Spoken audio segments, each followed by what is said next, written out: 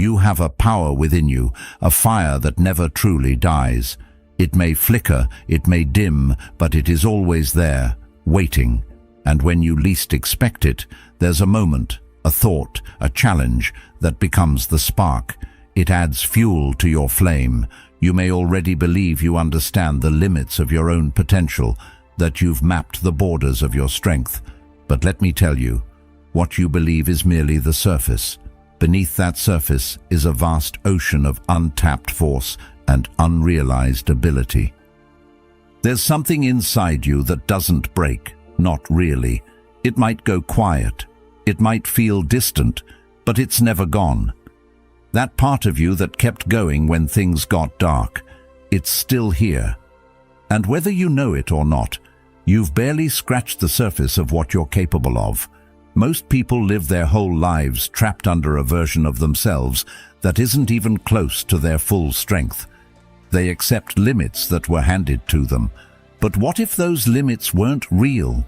What if the doubts, the fears, the setbacks, they weren't signs of who you are, but tests meant to wake up what's already within you? You think you've seen what you're made of. You haven't. Because right below the noise of overthinking and underestimating, there's a deeper self, calm, focused, unshaken.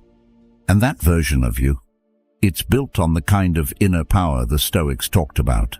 Not loud, not flashy, just steady, grounded, real. Marcus Aurelius said, "You have power over your mind, not outside events. Realize this, and you will find strength." Today we're going there, to that strength, not the surface level stuff, the real thing. And if any part of you feels like you're ready to stop doubting and start becoming, then stay with me. This video might be the spark that lights everything up again. One simple, free favor I'll ask. If this resonates, if you feel like this is the kind of space you want to grow in, hit that subscribe button. It helps more than you know. Let's get into it. Why do you think you doubt yourself? Not because you're incapable, not because you're broken, but because somewhere along the way, you forgot just how much you've already been through and how much you've quietly conquered. Doubt doesn't come from weakness. It comes from disconnection, from losing touch with the part of you that's been showing up day after day, without applause, without permission, without validation. That part of you that got out of bed when everything felt heavy, that kept moving forward when your mind screamed, "Stop." That smiled at others while you were silently carrying what felt like the weight of the world. Most people never see that strength in themselves, not because it isn't there, but because they've been trained not to look for it. You weren't born unsure of yourself. You learned hesitation like a second language. It crept in slowly, through the subtle warnings to tone it down, to stay safe, to not get your hopes up. Maybe it started at school, or home, or in the way you watched others get punished for standing out. It's not your fault. But now, it's your responsibility to unlearn it. Aristotle once said, "We are what we repeatedly do." Excellence, then, is not an act, but a habit. What have you been repeatedly doing? Dismissing yourself, second-guessing, playing small. But here's the thing. Beneath the noise of all that doubt, there's always been another voice. A quieter one that doesn't yell, but whispers at the right moments. That voice that shows up when the distractions die down. The one that says, "This isn't all I am. I was made for more than this." Have you ever sat in silence and felt it rising, not as ego, but as truth? And if that voice has survived all the years you've tried to silence it with fear and overthinking, then so has the strength that carried you through. You've endured more than you realize. Moments where quitting would have been easier, nights you carried a storm inside and still showed up the next morning like the sky was clear. That's not weakness. That's resilience. That's grit. That's proof. Carl Jung wrote, "I am not what happened to me. I am what I choose to become. You've been choosing, even in silence, and those choices are shaping you. The problem isn't your lack of confidence, it's your lack of memory. You've forgotten your own evidence, forgotten the strength buried in those ordinary, uncelebrated days where you kept going. You adapted, you healed in pieces, you moved forward when nothing made sense. That kind of strength doesn't disappear, it only gets ignored. We ignore it because we're trained to trust criticism more than capability.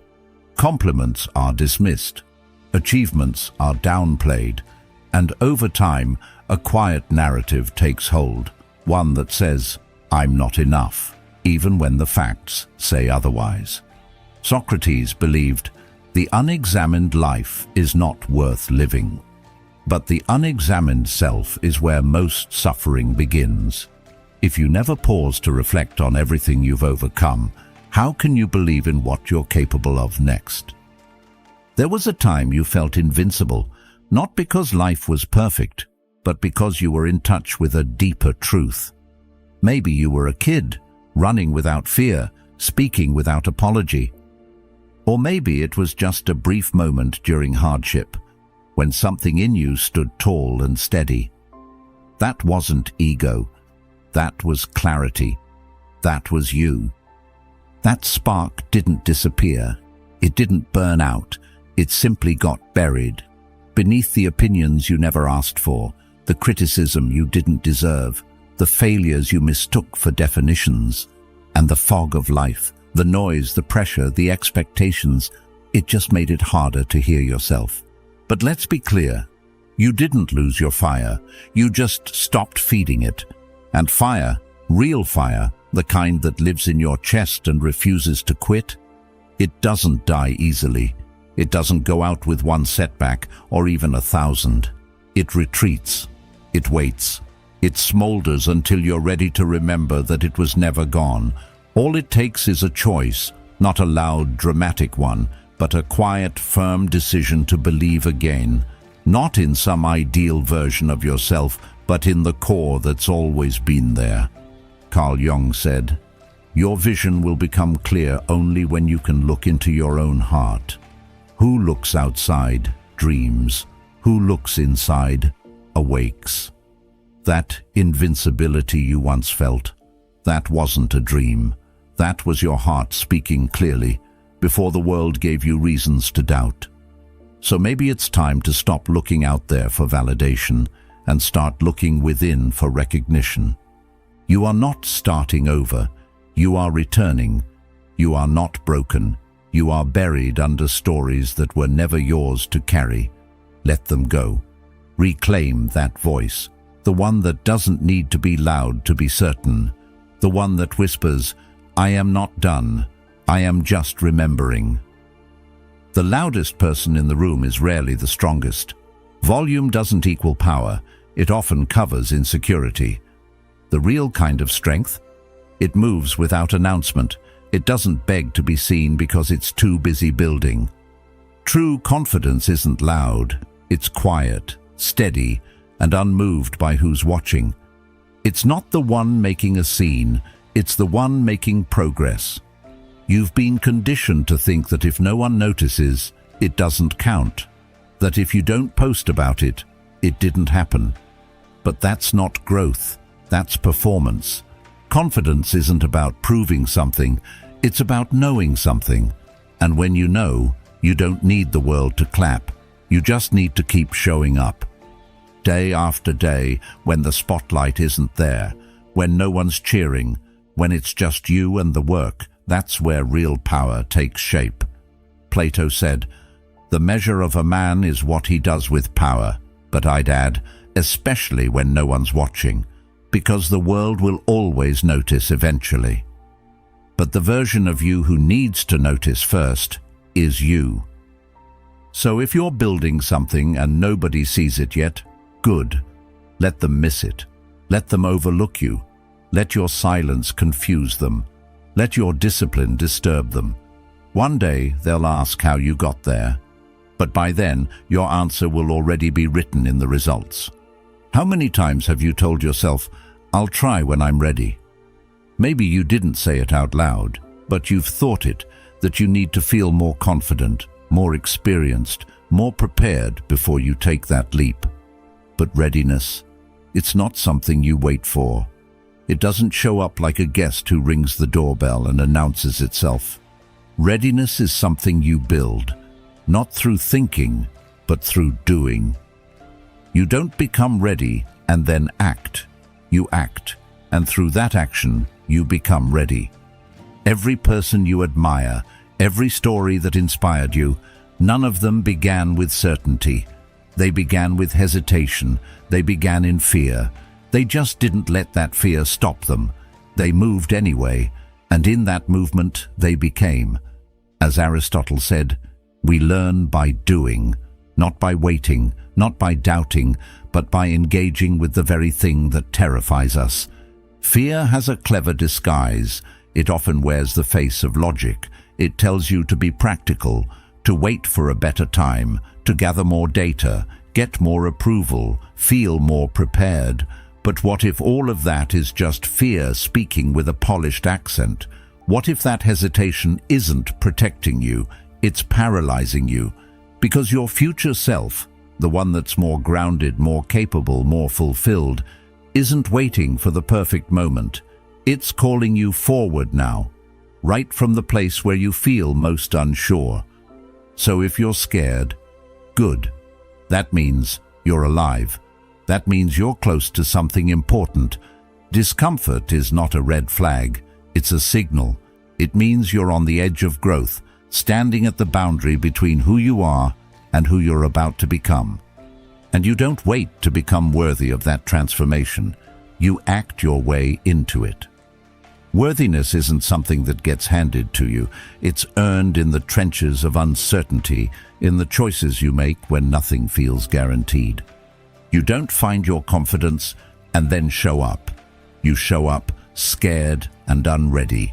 And through showing up again and again, you become confident. Every time you say, "I can't," your nervous system listens. It doesn't argue. It doesn't fact-check.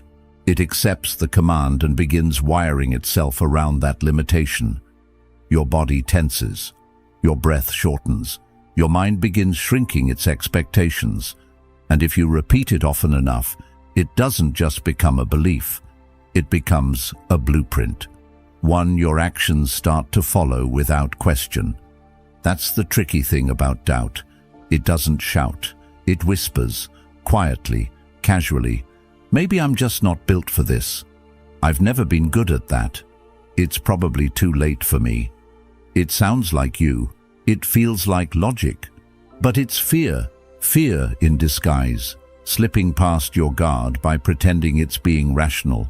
But what if you started treating your thoughts like suggestions instead of truth? What if you questioned them, not with panic, but with curiosity? Carl Jung once wrote, "Until you make the unconscious conscious, it will direct your life and you will call it fate." Most of us are being led by thoughts we never chose, never examined, and never challenged. They were passed down by teachers, parents, culture, voices that became our internal narration before we even knew we were allowed to question them. So the next time you hear that inner voice say, "You're not enough," stop. Don't absorb it. Ask, whose voice is that really? Is it a tired version of yourself speaking from a place of exhaustion? Is it someone else's projection from years ago that still lingers in your system? Because once you identify the source, you weaken its grip. You are not your thoughts. You are the one observing them. You are the thinker, not the thought. And that means you have power. Not to control every thought that comes, but to decide which ones stay, which ones you keep, which ones you build your life around. Your mind is a space, a sacred one. And just like your home, it collects clutter, self-doubt, fear, shame. They pile up when left unchecked. But you can clean it. You can create mental order by being intentional, by replacing noise with clarity. assumptions with questions, judgment with understanding. Your power begins the moment you stop being an echo and start being the editor, the author, the one who chooses the script, not just repeats the one that was handed down. You scroll, you stare, you see them, achieving, building, glowing with success in perfectly filtered moments. And without meaning to, you start shrinking, not physically, but emotionally, internally. You compare their victories to your doubts, their milestones to your mess, their highlight reel to your behind the scenes, and suddenly it feels like you're falling behind in a race you didn't even realize you were running. But here's the truth. Comparison is a thief. It doesn't just steal joy, it takes your focus, your gratitude, your momentum, and trades it for anxiety, envy, and a quiet sense of not enough. And the worst part? Most of it isn't even real. You're comparing your full humanity to someone else's edited glimpse, your struggles to their curated success. It's an unfair fight from the start. The Stoics saw this clearly. They believed that the good life wasn't about how much you had, but how well you lived. Epictetus taught that we should never tie our worth to things outside of our control, especially not other people's achievements. He said, "Freedom is the only worthy goal in life. It is won by disregarding things that lie beyond our control." And yet we hand over our inner peace every time we use someone else's progress as a ruler for our own. But you are not behind, you are on your path. One with its own rhythm, its own pace, and its own lessons.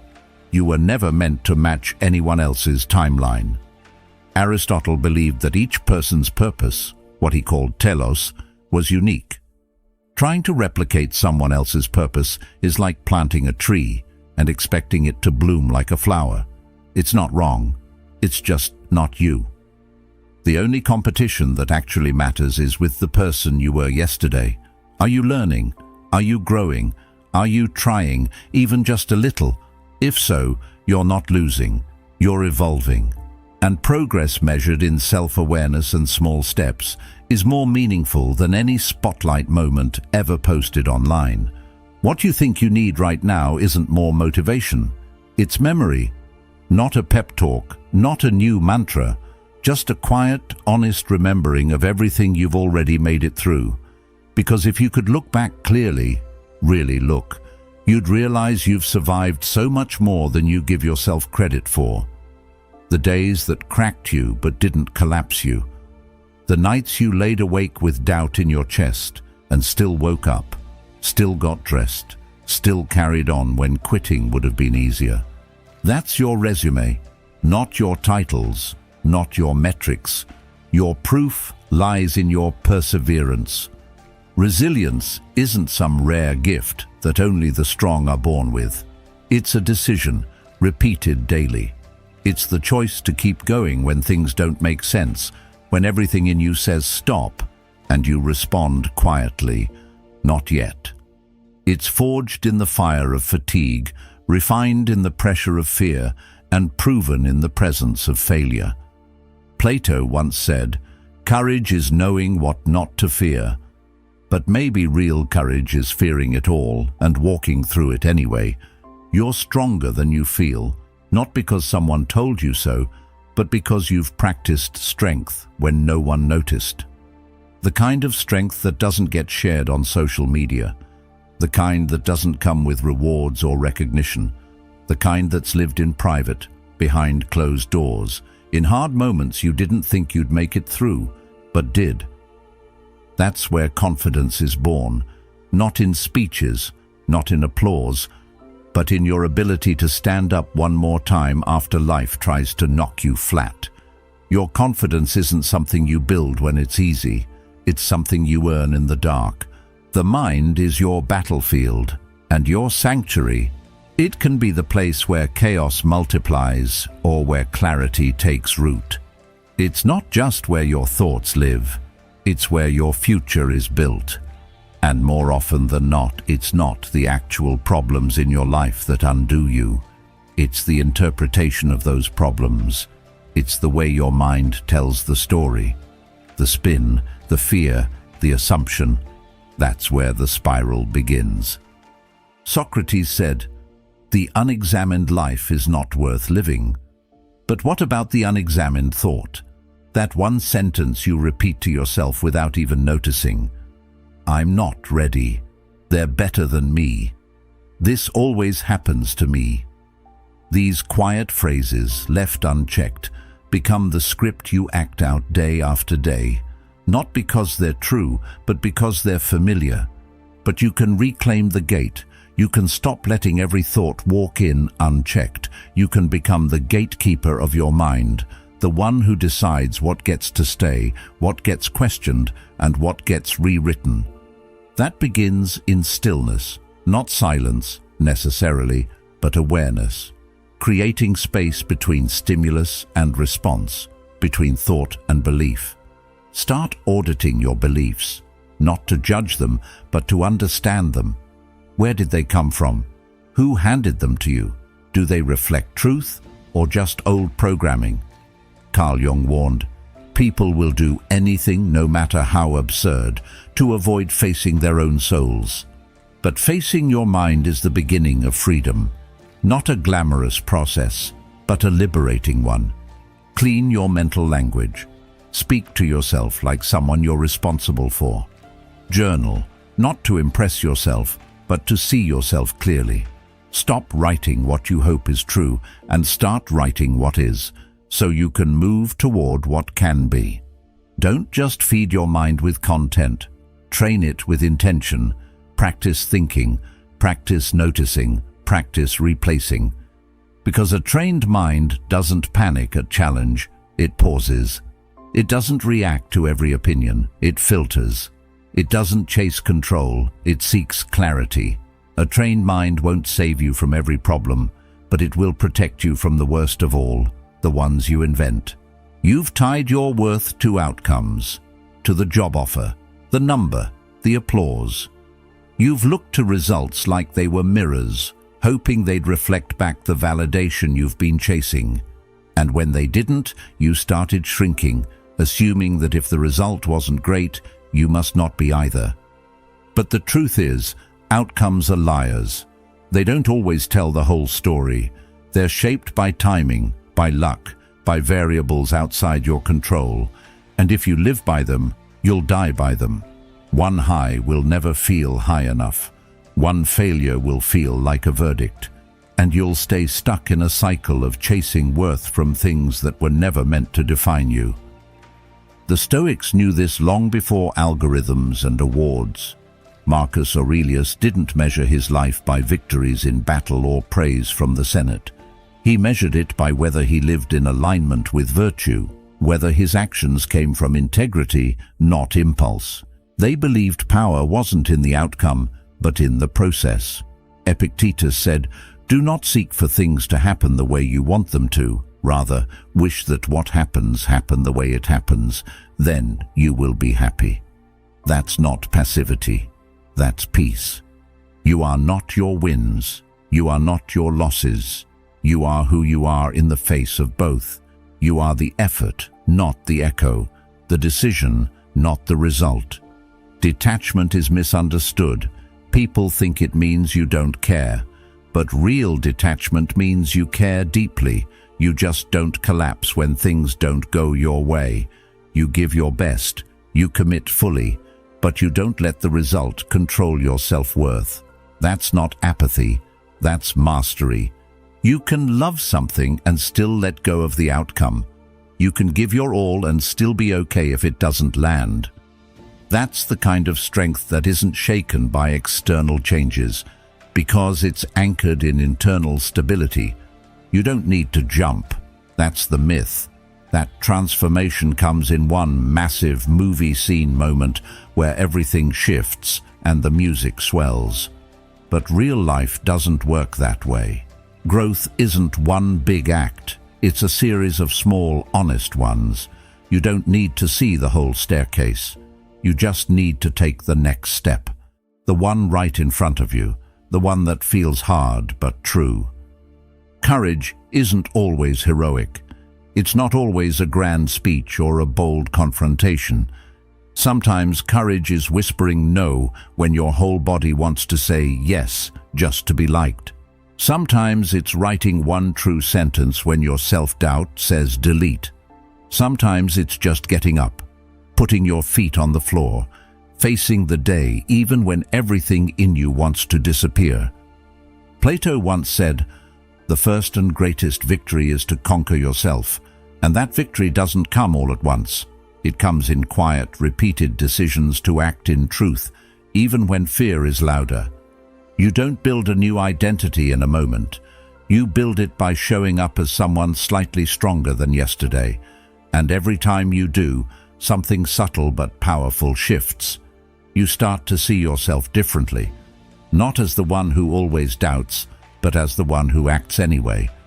And the moment you start seeing yourself as capable, as courageous, even in the small things, that's when everything changes. Because identity shapes action, and action reinforces identity. It becomes a loop you control. Who are you when no one is watching, when there's no recognition waiting on the other side, no praise, no reward, just you, your choices, and the silence that surrounds them? That's where self-respect is built. Not under lights, but in shadows. Not when you're performing, but when you're simply living, moment by moment, with quiet integrity. It's easy to act strong when people are paying attention. It's easy to speak well when applause follows. But the real transformation, it happens when you choose to do the right thing, even when no one will ever know. When your actions align with your values, not because someone might see, but because you see, you know, and that knowing becomes your compass. Socrates said, "The soul is dyed the color of its thoughts, but it's also dyed by its habits, the things you do repeatedly when there's nothing to gain." That's what determines your inner architecture. You don't build trust in yourself by talking big. You build it by being consistent in the dark, by following through on the promises you make to yourself in private. Because that kind of consistency, that quiet loyalty to your own principles, is where unshakable self-respect is born. When you learn to show up without needing a witness, your strength becomes internal. You stop performing. You stop needing to prove. You simply are. And when that happens, even the loudest criticism starts to sound like background noise, irrelevant, temporary, powerless. Stop shrinking. Stop tucking parts of yourself away just to make others comfortable. And stop apologizing for your ambition, for wanting more, reaching further, standing in your truth. Ambition isn't something to hide. It's not arrogance. It's clarity. It's that internal knowing that you're meant for something meaningful, but somewhere along the way, you were taught that striving made you selfish, that confidence made you threatening. That was never about you. That was about their comfort. Real humility doesn't ask you to disappear. It asks you to stay rooted. It doesn't mean hiding your gifts. It means offering them with grace. Socrates said, "To find yourself, think for yourself." When you do, you'll realize humility is not shrinking back. It's stepping forward without needing to be the loudest in the room. Courage isn't about noise. It's about presence. It's choosing to live in alignment with what matters most, even when it's unpopular, even when it's hard. You don't need to draw attention to yourself, but you do need to stop pretending your voice doesn't matter. You weren't made to fade into the background. You were made to contribute, to build, to speak, to model what integrity looks like in a noisy world. And that doesn't mean being aggressive or showy. It means being grounded. It means acting with intention, living with dignity, and standing up for your values with calm conviction. You don't need to be praised to be powerful. You don't need to be celebrated to be significant. Your worth isn't measured by applause. It's measured by how faithfully you show up, day after day, for the things and people that matter. Fear is not the enemy. It never was. What holds you back isn't fear itself.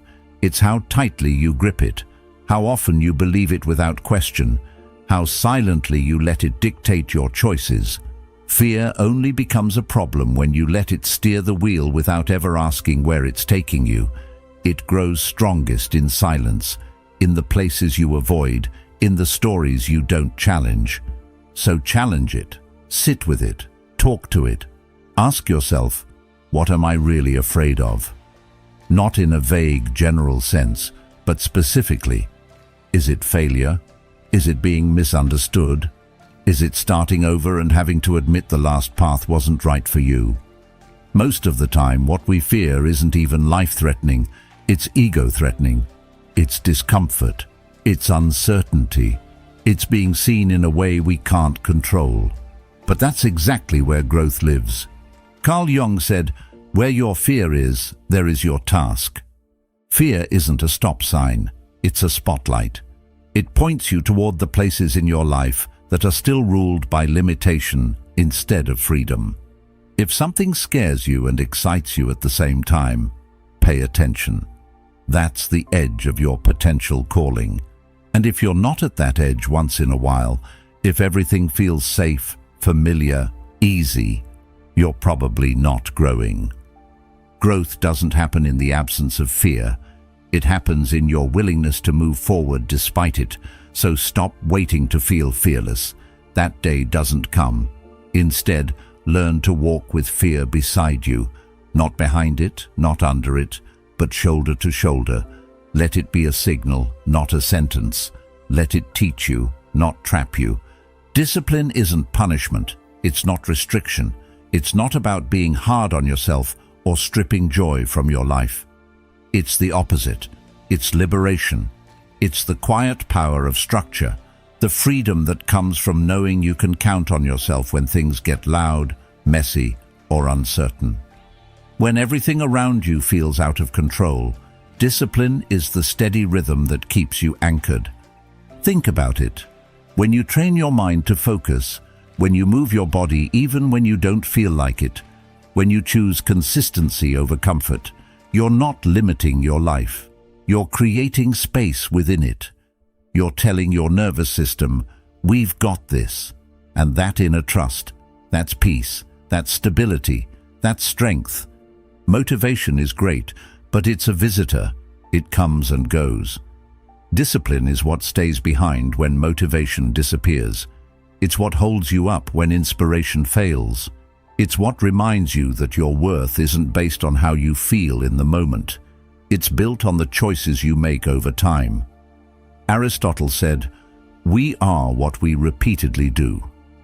Excellence, then, is not an act, but a habit. Make your routines sacred, not rigid, not perfect, but intentional. Let them be your anchor, your reminder. Because on the days when doubt creeps in, when everything feels foggy, when you forget who you are, those routines will speak for you. They'll say, "I know who I am because I show up for myself." And that, more than anything, is what discipline really is. A daily act of self-respect. You've waited too long to feel ready. You've been holding out for the right mood, the perfect timing, the green light from someone else that says, "Now you can begin." But readiness isn't a feeling that magically arrives. It's something you create by stepping forward, even when your legs are shaking. The truth is, you're already becoming. Not in some dramatic, visible way that everyone notices, but quietly, daily. In the moments where you chose integrity over ease, patience over reaction, effort over excuse. Through every decision you made that no one clapped for. The ones you didn't post about. The ones you weren't even sure mattered. Those are the ones shaping you. The person you admire, that version of you who moves with confidence, clarity, and inner steadiness, they're not some far-off fantasy. They're not waiting at the finish line. They're already within you, waiting to be uncovered. Carl Jung said, "The privilege of a lifetime is to become who you truly are." You don't need to become someone else. You need to stop running from who you already are when you're at your most honest. That version of you is close, so close, closer than you think. They're one aligned choice away, one moment of courage, one step in the direction you keep delaying.